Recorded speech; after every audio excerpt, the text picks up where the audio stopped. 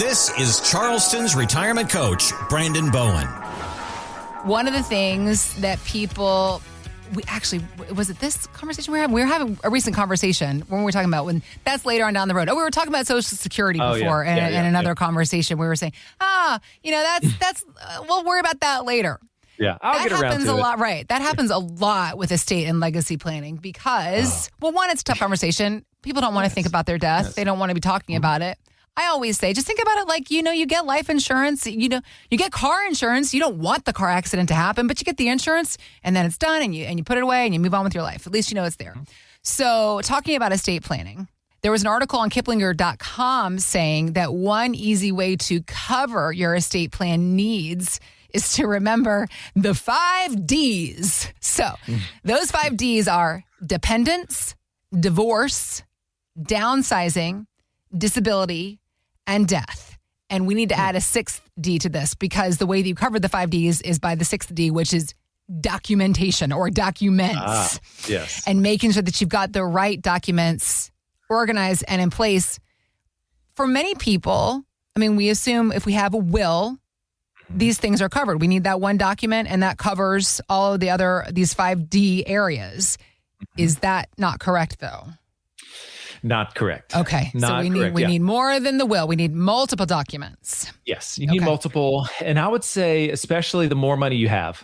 Okay. Okay. The more money you have, if it's kind of a basic setup and, you've got just kind of minimal accounts, I would say, then yes, a will would be fine. No need to go spend the money on a trust.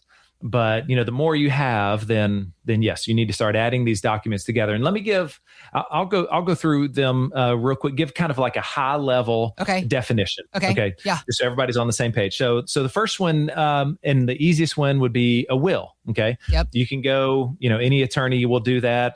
Maybe not. Some of them have stopped doing it. Attorney, you can do estate planning. Right. You can do them online. Yeah. So a will, of course, that's you're stipulating who assumes ownership of your assets, right? After you pass away, right? So you do a will there, and so things are spelled out. Okay. The problem with that is it can get contested. Okay, it could get a little dicey. We've talked about before, Heather, like the major stars, the celebrities that leave and have. I think it was, I'm laughing because it's not funny. It's unbelievable. I think Aretha Franklin, didn't she have like little pieces of paper written and like stuffed in the couch? There was one celebrity that had that. Like, this is what I want to happen. It's like, no, that doesn't count or it can count to somebody. It's a legal nightmare. Please continue. Yes. So there's even celebrities that don't even have a will in place, right? So a will, that's kind of the first thing, like that's a good blanket statement. I can't make many blanket statements on the show here, but yes, everyone needs a will. Let's just do it. The next would be a power of attorney. Okay. Power of attorney. Now this one, the layman's way to say this one is you are giving someone the power to be you. Okay. Financially. So they can sign for things just like you're signing for it. So and this is if you're incapacitated in some way. So you say you had a massive heart attack and you're in the hospital. Yes. Your power of attorney is very often like a spouse or a close sibling or a close child.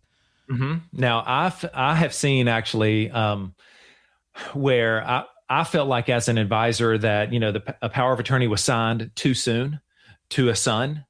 And where the mother's still fine. And we felt like the son was kind of like trying to start to get something over on her. Because I was like, now I want you to be totally clear-minded here on what you are giving him permission to sign. Anything he signs now on your behalf is going to happen. Yeah. He could sign, I want all my money to go ahead to my son or something like that, right? So you just got to be careful of when you sign over powers of attorney. Okay. Yep. Then there's called the healthcare power of attorney or a living will. Okay. That's more of the end of life care. That's more of the like healthcare side of things. Yeah. If you don't know who you are, where you're at, that kind of thing. And, should you pull the plug or not, whatever, do you want to be resuscitated? Things like that. So that's the healthcare power of attorney. Okay. Yeah. Now, a lot of those are all involved in this last one here, which is a living trust. Okay. Yeah. A living trust. And I like revocable living trust, not irrevocable. Irrevocables are not used very often because it is irrevocable. It is like done, right? I like the revocable ones because you still have complete control. A lot of people, I feel like, fear getting all of this set up because they don't want to lose control. They think they're losing control, but in fact, they're gaining more control, right? Because you and your spouse would be the trustees of the trust. Okay. So you can control this money. In fact, you can control it from the grave. You could pass away and you can still control how and when and where and to who and all this stuff. Got it. The money passes out, right? Mm-hmm. So the revocable living trust, RLT, usually if you come into my office and I see that, there's been some nice assets have built up, real estate, different things, I'll say, you need to get this trust in place. But Heather, let me tell you something that I'm seeing a lot of here that's quite alarming. Okay.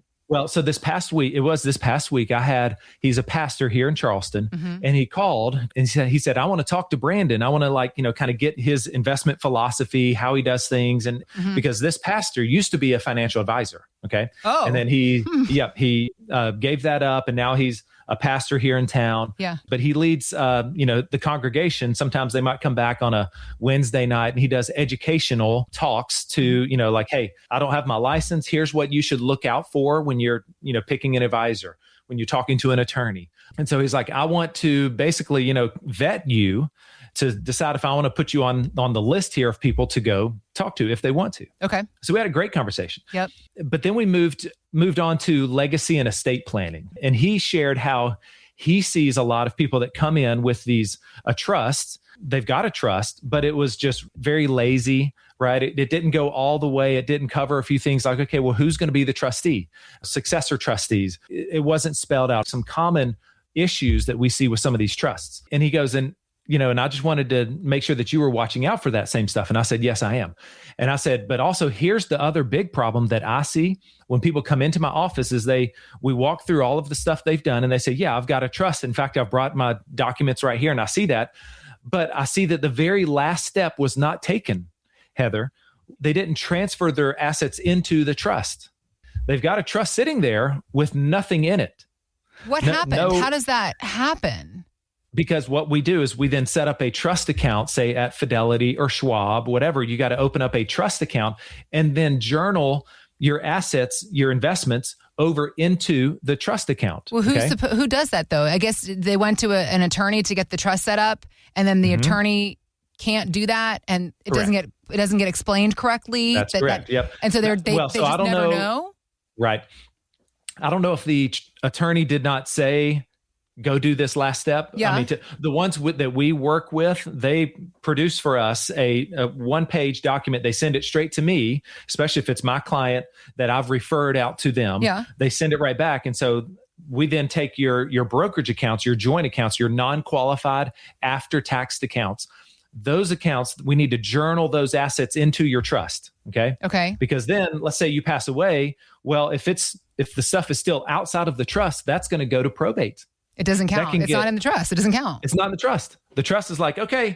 And you've seen this happen more than once? Yes. That is wildly frustrating. Like as a consumer, I'm like mad about this I would say it's like a couple times a month. I see this. You've gone through all the hard work to go put a trust in place. It's like you went and got a root canal or something. I mean, what is the reaction of the person when you explain that to them? Are they like me where their jaw just hits the floor? I don't know. I cannot wrap my brain around how this happens. Right. They think, oh, I've got a trust. I'm like, yeah, you've got a trust, but you do have a trust, but it's empty. Dusty. It's like opening up an empty file drawer. It's holding no assets. Yes. And I was like, your stuff is still over here, exposed to litigation, lawsuits, unbelievable. Probate.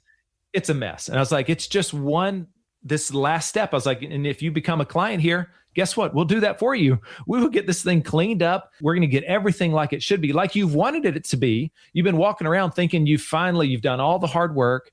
The last most difficult step is putting the trust in place and thinking about your death and thinking about the kids and grandkids. And it's actually the most loving thing you can do for them is to get this thing going. Yeah. But then you don't fund it.